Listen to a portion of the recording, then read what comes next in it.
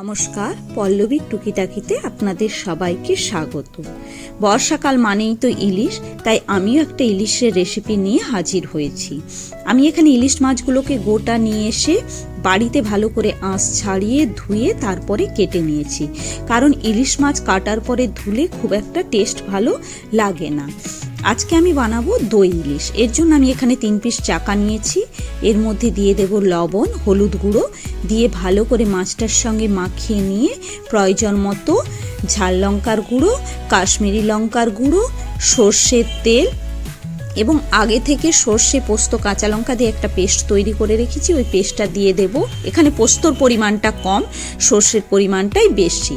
এবং কিছুটা পরিমাণে টক দইকে ফেটিয়ে রেখেছি, ওই ফেটানো টক দইটা ওর মধ্যে দিয়ে মাছের সঙ্গে খুব ভালো করে মিশিয়ে নিতে হবে।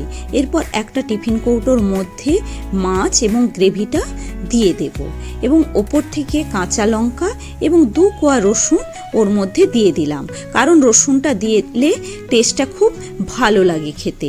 এবং অল্প পরিমাণে সর্ষের তেল ওপর থেকে ছড়িয়ে দেব এবং আপনাদের যদি প্রয়োজন মনে হয় অল্প পরিমাণে জল এর মধ্যে দিতে পারেন। দিয়ে টিফিন কৌটোর ঢাকাটাকে ভালো করে লাগিয়ে এটাকে 1 ঘন্টার জন্য আমরা রেখে দেব।